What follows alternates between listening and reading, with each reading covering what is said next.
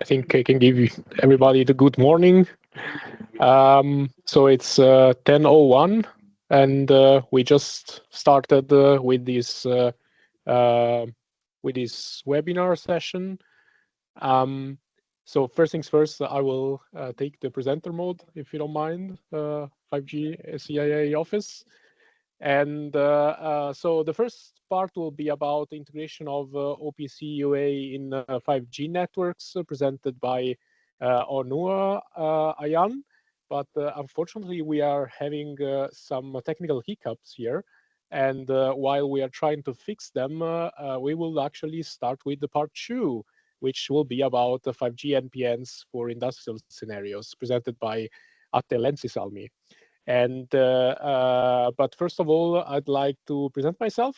My name is Andrea Daquino. I work for Infineon as a manager for technical standardization and industry associations. But today I wear the hat of the 5G ACIA WG4, so Working Group 4 chair. And here with me is also Tina Liao, who I like to thank very much for the organization of this webinar series, who is the vice chair to my working group. Just a few housekeeping informations. This session will be recorded and will be later available on the website. There will be a dedicated question and answer session right at the end of the presentation or the presentations, depending if we manage to solve the technical issues.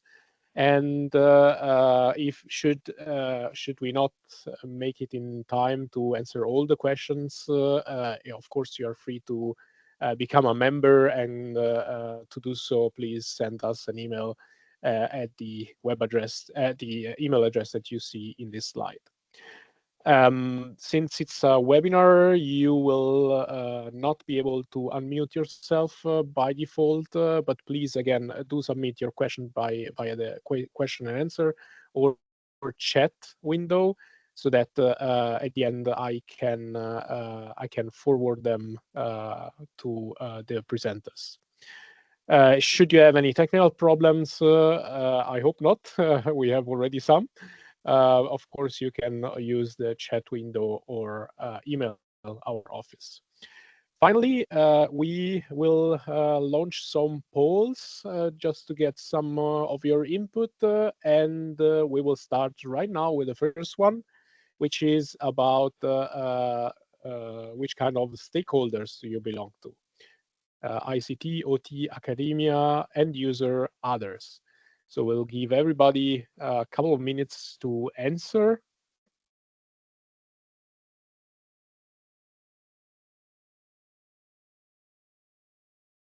There should be either a pop-up appearing, or you should be prompted to select one of the options in the chat.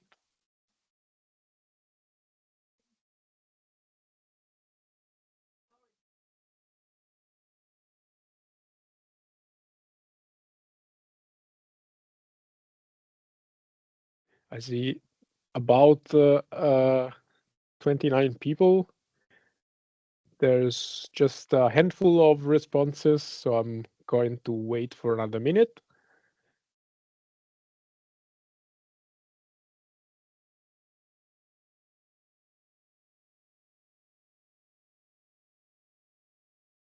Okay, so let's go to the next one, which is about the geographical location. Which region do you come from? Africa, Asia, Australia, Europe, North America, South America.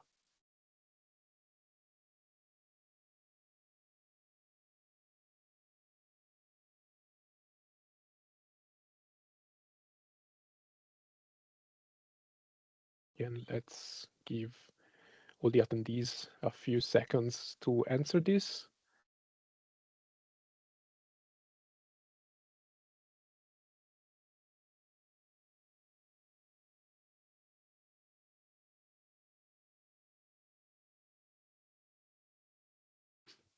Okay, there seems to be some technical problems with the voting.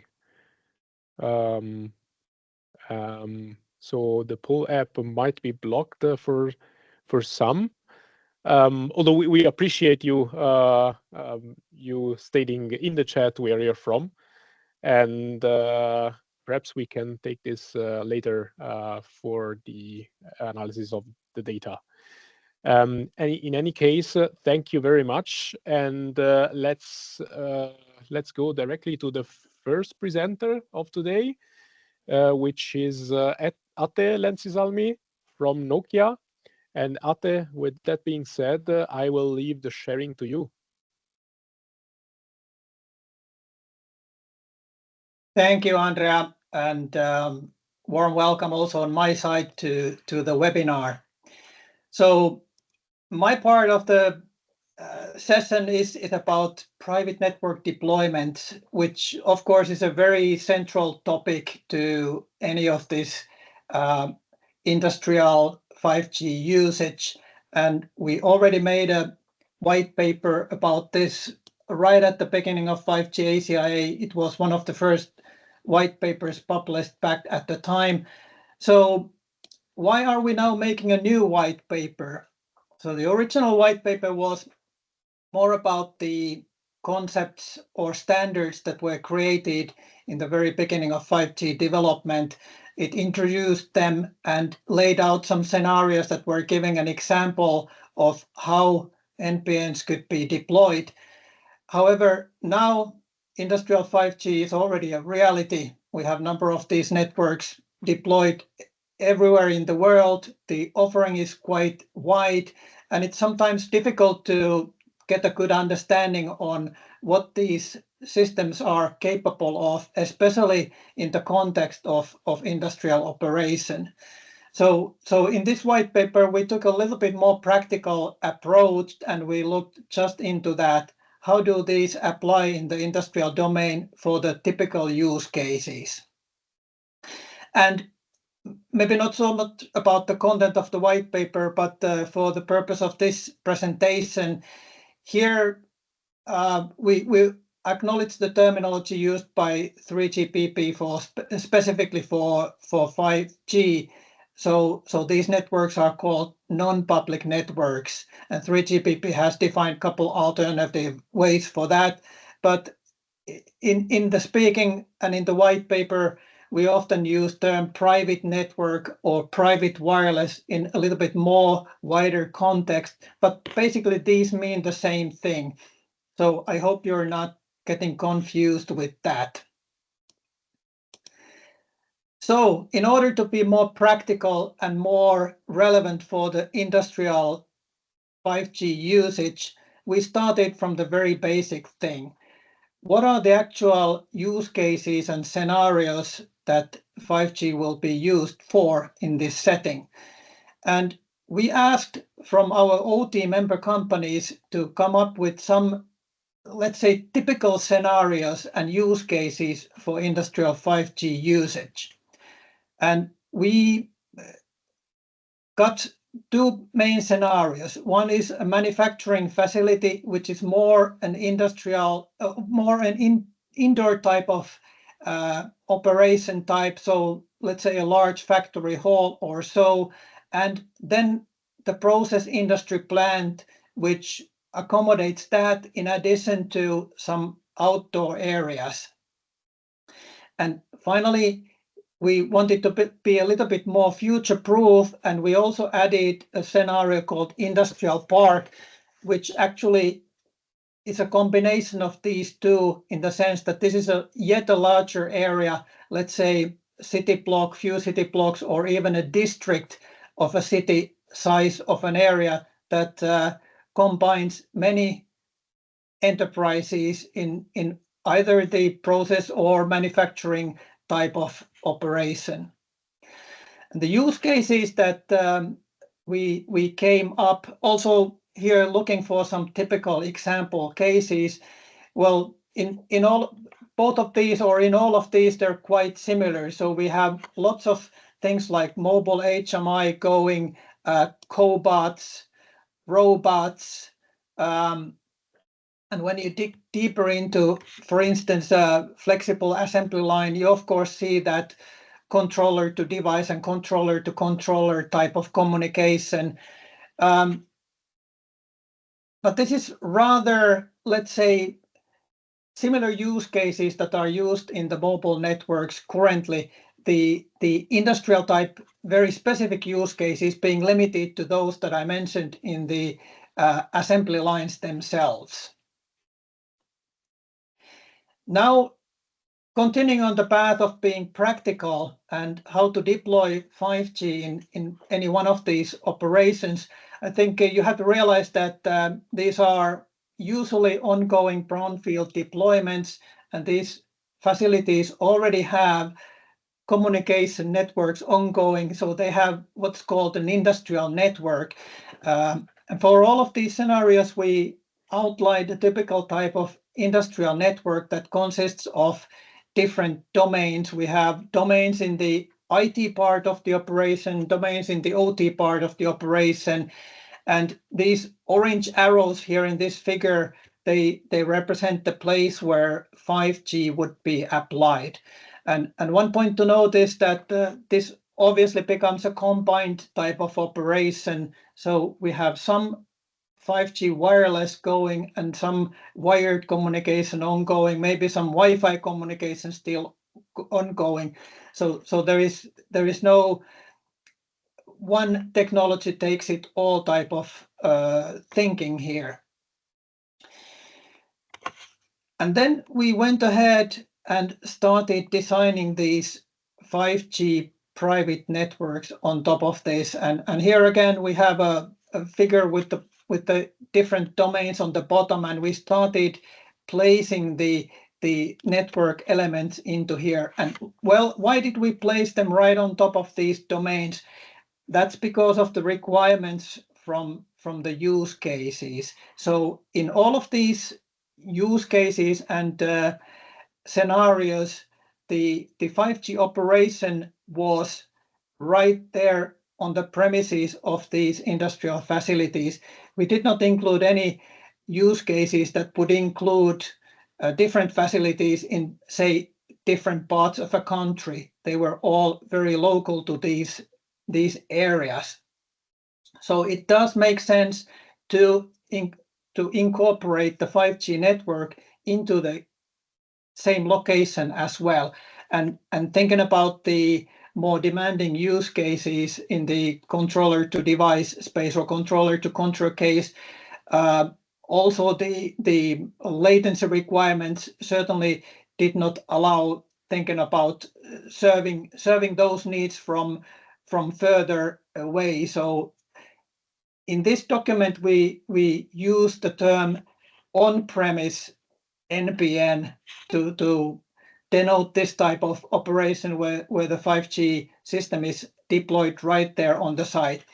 And in this example scenario, we have sort of two instances of the 5G network deployed right on the site. One here serving two different products and domains, and another one here on the left serving just one domain. And these still belong to the same logical 5G NPN, and the users are, well, the user database, which is here the database icon, it's connected, and these are logically part of the same network. So I will not go into other scenarios too much here, but for if you're reading the white paper, so the lime green elements are 5G related elements outside of the premises, and the light blue colored elements, those are the ones that are right there on the premises. So this is all rather simple and self-evident, and you could say that, okay, let's go out and search for these NPN solutions that would fulfill these requirements, and that's exactly what we suggest that people would do. They would find or identify the requirements from the use cases, and then find the NPN deployment options that support these use cases. there are some additional considerations, though, depending on the different types of use cases, and that's what we have analyzed in the white paper next. And the first consideration is about domain separation. There are a handful of these considerations, and they're all somehow interlinked to each other, so not very separate from each other. But the domain separation is about being able to distinguish different parts of the network from each other. So, well, in the industrial networks, the different domains there, they are separated from each other. So in all of these figures, there's a firewall in between.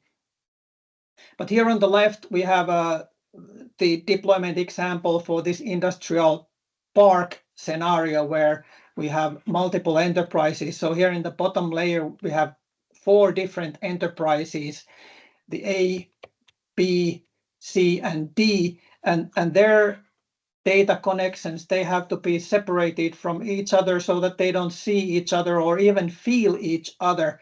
That's an overarching requirement that we hear from the OT companies. And there are many ways to achieve this type of separation. So here we see that one enterprise, even though its network is part of this overall 5G network for this industrial park, they have their own physical elements. So sort of physical separation can be achieved. Or then we can have logical separation in different levels.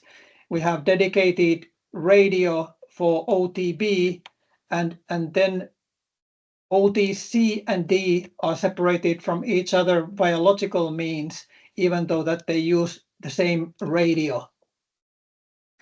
And then another concept available in 5G technology for separating different communication paths, it's highlighted a little bit here on the right. So virtual networking, which is a concept obviously used in industrial networks a lot these days, and this can also be supported by 5G technology. So this figure here is zooming down a little bit more. So what happens under one of the user plane nodes? That's one of these nodes here on the left figure. So you can have multiple separate virtual networks to serve different machine networks that would be there in the factory floor.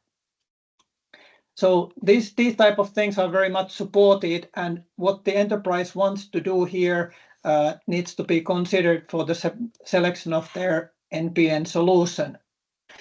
Another thing is about the relation to public networks. So admittedly, many of these networks, they want their separate, they want to be separate and not to be mixed with the public networks, and logical separation can take place there, obviously. But in many places in the globe, in order to be able to deploy these networks, you have to deal with the local mobile network operator to get the required frequencies. And RAN sharing is sort of one level deeper cooperation with the mobile network operator, because in this you also share the burden of building the radio access network. So the radio in the facility would also be serving the public network users in the site. In many cases, these will be valid use cases as well. But in all of these cases, let me just underline the private network that will be created together with the mobile network operator. They can still be completely separated from the public network via logical means. Another additional consideration before I summarize is the connectivity to external networks. And of course, connections from any of the devices in the factory floor, they may be arranged to external networks for instance, maintenance purposes and so forth. And that's business as usual, and it takes place in the factories. And any 5G connected element can of course utilize those types of connections. But here we are referring to the need of the 5G elements to be connected to external networks. And in particular, this kind of scenario would apply when we talk about managing the network. So in our figures, we have shown network elements that are related to the 5G connectivity, either handling the data path or the control of the 5G network. But on top of there is the management layer, which means who manages the 5G network and its elements. And in a totally separated deployment, of course, the industrial enterprise may choose to deploy and operate the network themselves, but there are also other means.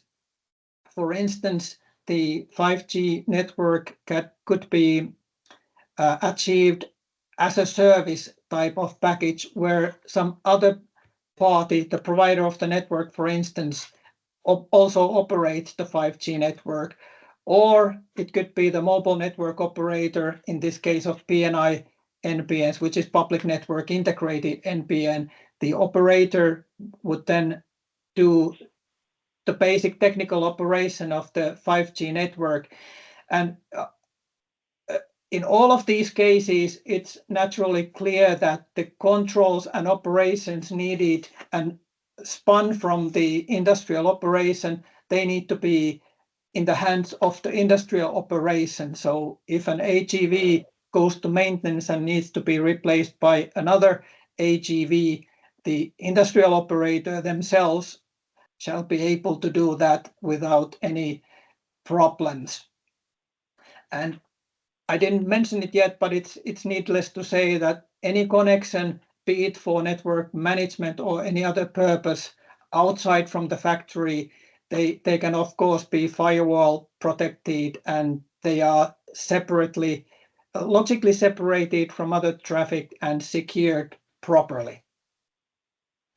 So in summary, in this white paper, we have tried to give some kind of guidance to potential NPN or private network users, and in the phase when they're selecting the private network solution.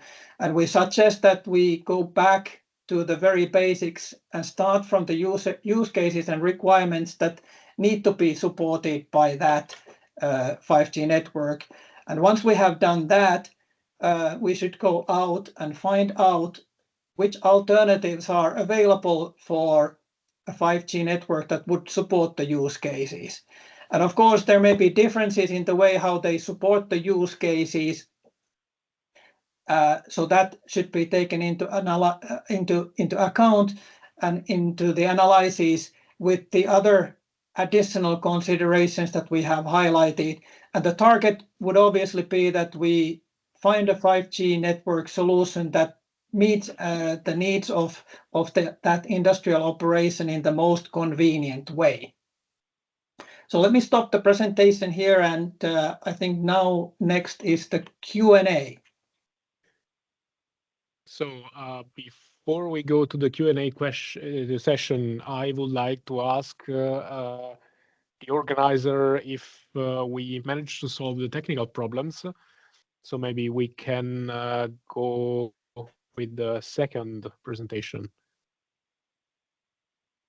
I see there is one meeting guest that is external, whose microphone is on. So I'm guessing this that's is Onur. you. This is Onur. Oh, that's great. So Onur, okay. Welcome to the webinar session, and I'll leave the floor to you. Thanks. Okay. So my microphone is working. Should I be presenting now? Yes, please. Okay. Well, so we managed it. So I don't have the screen in front of me, so I'm dialing in as the backup solution. So I'm assuming that now you are showing the cover page of my presentation. Yes. Okay. So welcome to this interesting talk from my perspective. It's the first time that I'm doing it. So this is about our white paper 5G-ACIA white paper, which has been published in March 2024. And I will be presenting or giving a brief overview of the contents, what were included in the paper. So if you could kindly switch to the slide where I show the, so slide 12, according to the website, where I say integration of white paper, integration of OPC UA in 5G network. Okay, so the white paper is already publicly available on 5G-ACIA's website. As I said, it was published in March 2024, and since this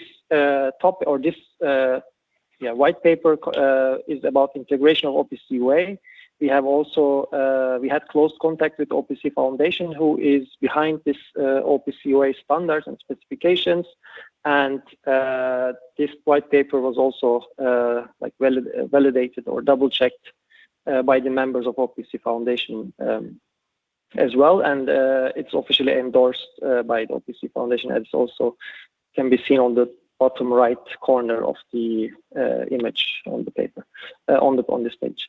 And the goal of this white paper is to provide a brief overview of the key mechanisms and concepts in OPC UA, the key integration considerations involving OPC UA and 5G system, where we look at a kind of case study scenario, which is selected as controller-to-controller communication.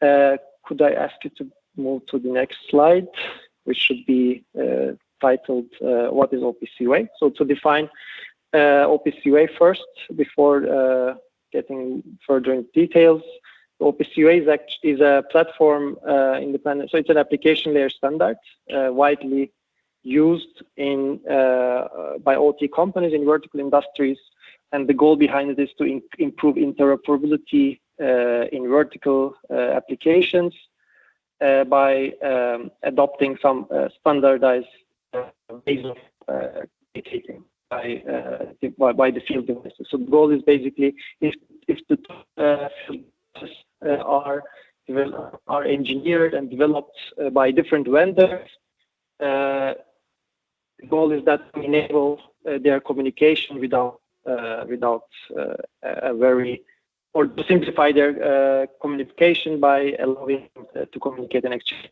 messages.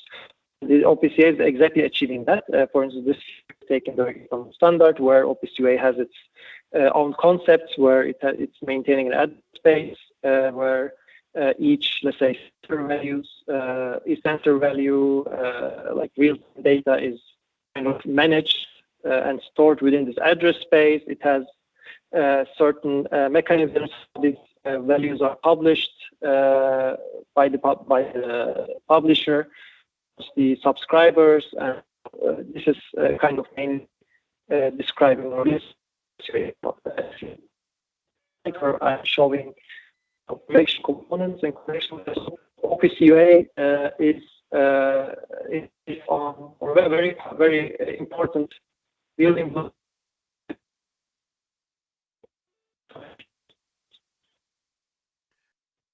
I'm not sure if I'm the only one, but it seems that Onur, your connection is breaking up. I cannot hear you. I cannot hear him. No. So maybe let's wait just a minute to see if we can reconnect. Otherwise, yeah, I see reports from the chat as well. Maybe let's just wait another minute. If we cannot make it, we'll just skip the presentation and go directly to question and answer. And unfortunately, we will see what we can do. Maybe organize another session, but let's clarify this internally first.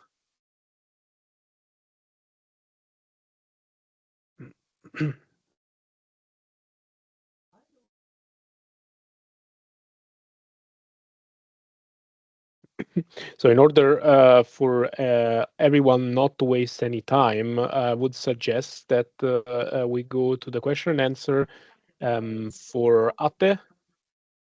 for Atte's presentation, and maybe if Onur is able to connect again, then we can resume the presentation.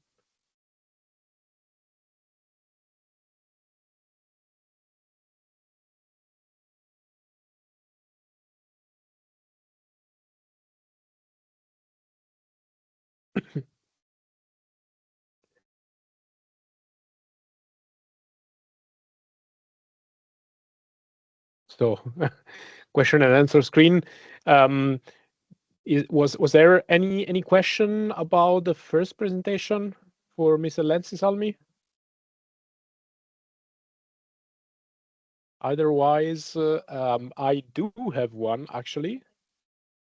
And Atte, I hope you don't mind me asking a question, but I was wondering which kind of decisions are made before selecting one of the two domain separation modes. So which kind of decision do I do in order for me to find it better to have a logical separation rather than a physical separation?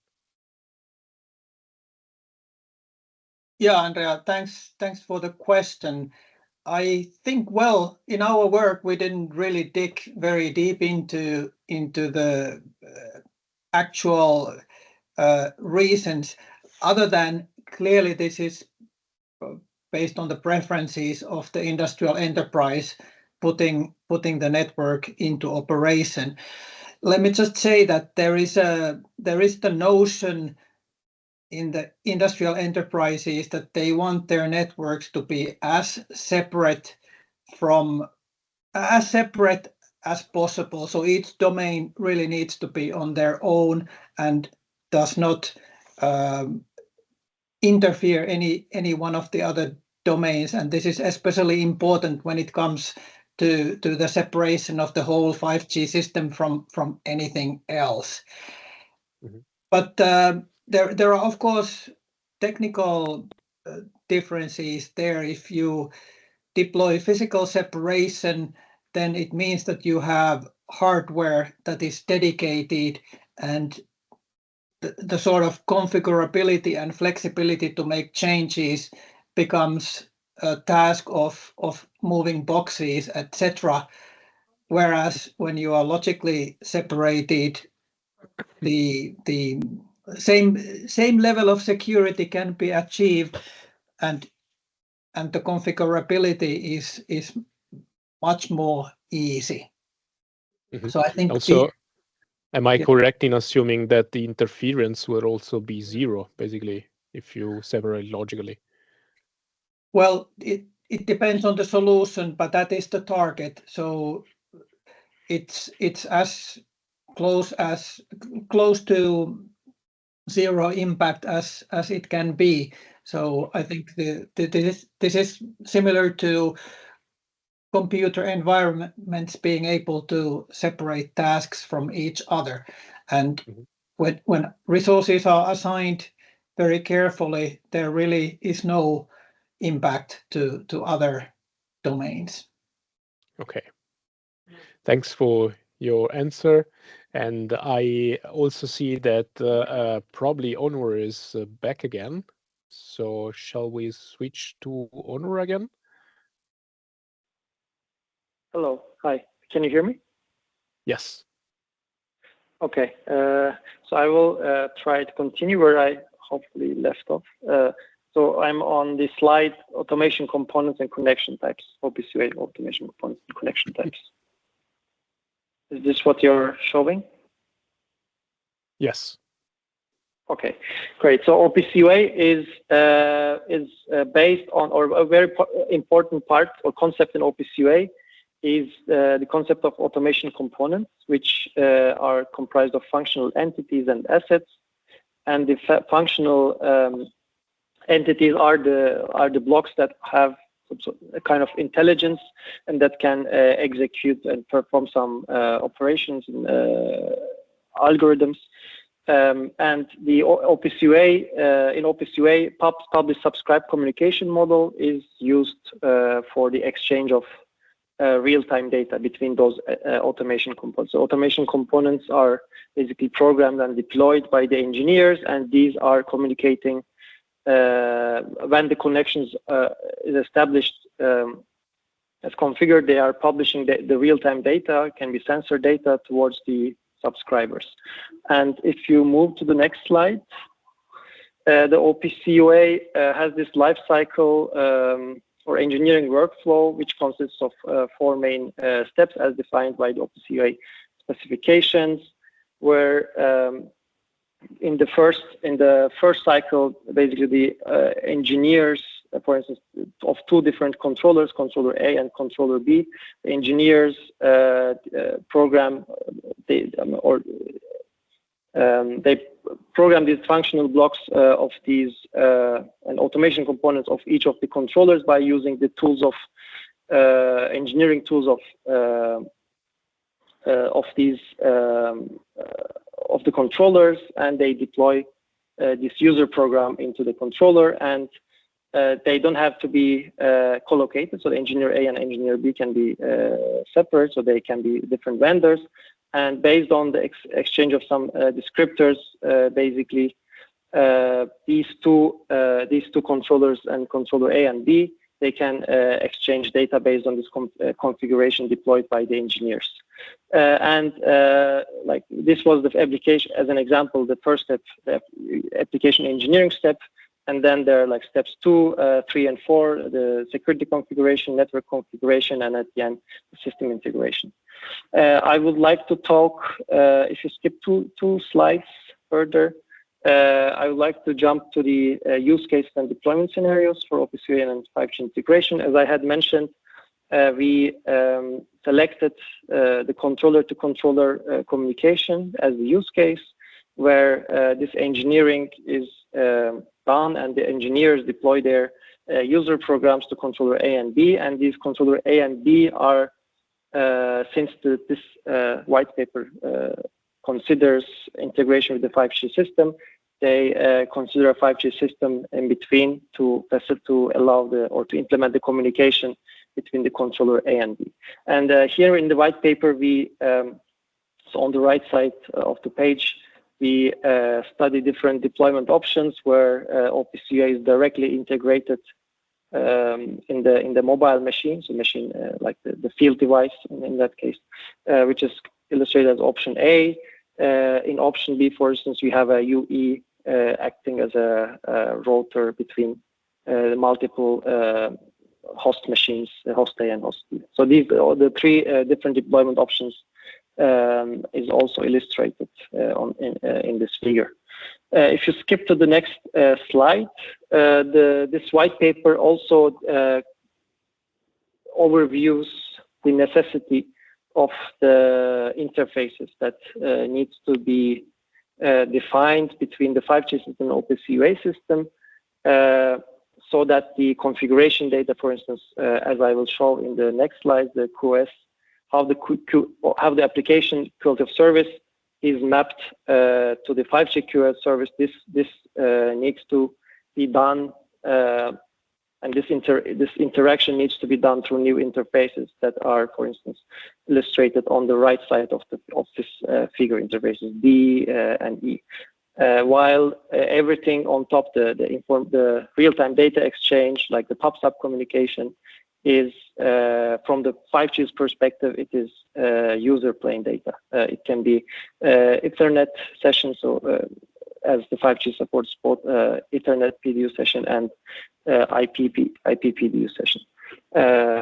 If you can skip to the next slide. Here, the OPC UA, so this is just briefly showing the quality of service mechanisms or concepts defined in OPC UA. So OPC UA has 2 quality of service categories, which they call priority and best effort.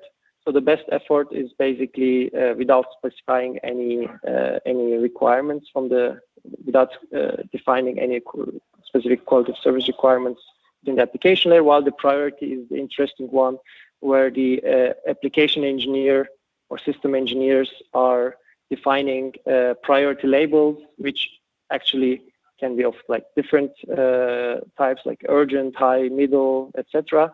And they have this label characterizing the quality of service. And since we are integrating OPC UA with the 5G system, this quality of service from OPC UA domain to the 5G domain needs to be mapped. And this is what we are also briefly explaining in the white paper, that such a mapping from the application, from the OPC UA quality of service to the 5G quality of service is necessary.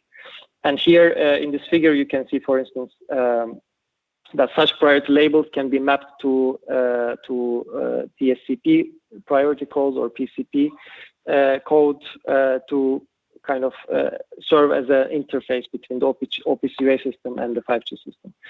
If you skip to the next slide, here the application code of service. So if you look, for instance, on the right figure, smaller one, where we have this OPC UA labels, like OPC UA priority low as a string, which is then, for instance, mapped to a PCP value, and this can be then like mapped to a 5G quality indicator, 5QI, where different quality of service parameters or requirements are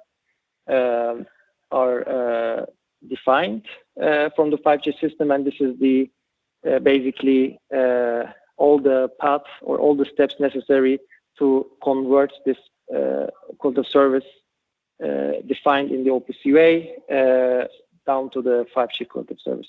And here on the left side, you see that this application quality of service mapping to 5G quality of service needs to be, for instance, done within the 5G system in the core network, where here the PDU session establishment procedure is, for instance, illustrated, of course, at a very simplified and high-level form. Okay, so you can skip to the last slide, which should be conclusions. Here, the goal of this white paper was to provide entry-level information both to vertical players, vertical engineers, researchers, some information about or the key concepts from the 5G side, while also providing the key concepts and mechanisms from the OPC UA specifications for the ICT engineers, researchers to understand how the OPC UA is designed and which mechanisms are used for information exchange. And here in this white paper, we explored the joint quality of service management between the OPC UA and 5G, where this mapping from the priority labels to quality of service was kind of one of the key parts of the white paper, and also how this information is transferred then to the 5G system for quality of service framework.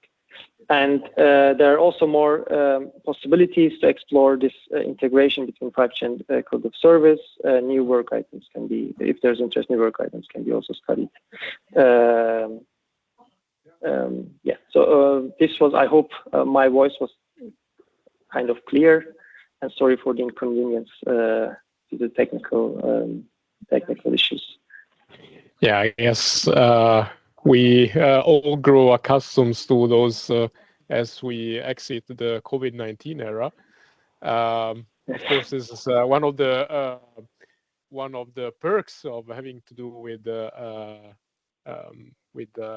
webinar or chat or video chat software. Well, thanks a lot, Onur. I come back to the question and answer session.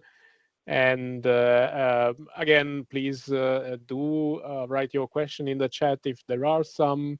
I saw one, which I will read out loud for everybody who is not able to see the chat.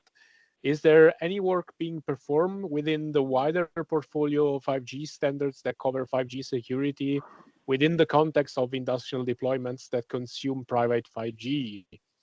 And Atte replied to that, so I will let Atte do this as well.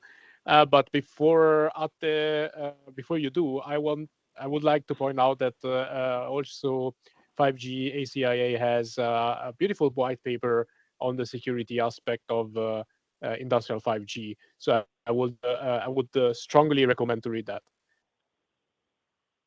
Atte. Yeah, excellent point, Andrea. That's something that actually covers this much more elaborately. So I was just making the point that 3GPP has defined private networking to be applicable for any type of private networks. So industrial IoT did define some of the requirements for this all in the beginning. It was one of the areas very closely followed by 3GPP. But that said, the work is generic to all enterprise segments, and also the security mechanisms that are used in any 5G network, they can be the same. So there was no specific work done for security in enterprise networks, except that it was understood that these using-based authentication mechanisms that are used in public networks and using SIM cards in one of their forms might not be something that enterprises want to go forward with, where say certificates-based authentication is more relevant. So that option was put into the standards, and it is there for these private networks. So in public networks you cannot use them, but in private you can.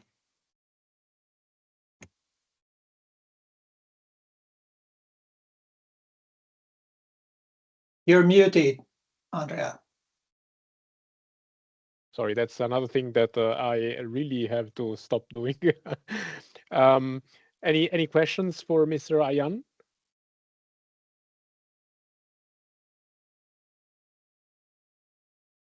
Okay, otherwise there is another comment in the chat. Actually, security is a given for all ICT network, regardless which G it is, unless there is something deployed using 5G specific capabilities, in my honest opinion. Well, we since this session is dedicated to a couple of more topics that have just partially doing to do with security, I would not like to discuss this here. But of course, if you are willing to discuss this, then why don't you join the 5G-ACIA and take part in our technical committees?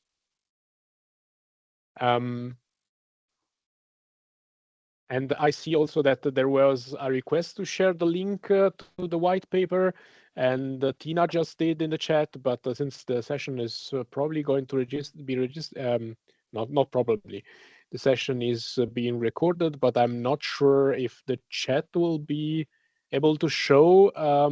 Well, you will be able to find the white paper in the media section of the website of 5G-ACIA. Then you just select a white paper, and then you just search for the security aspect in industrial 5G.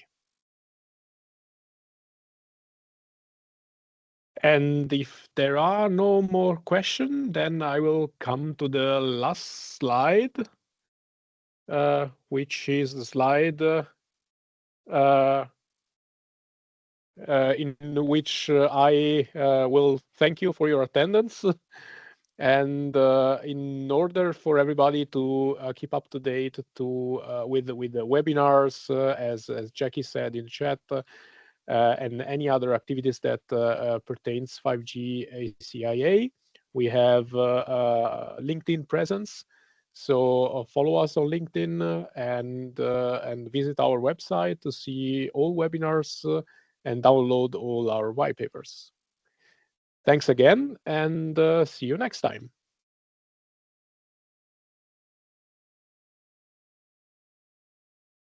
See you. Bye.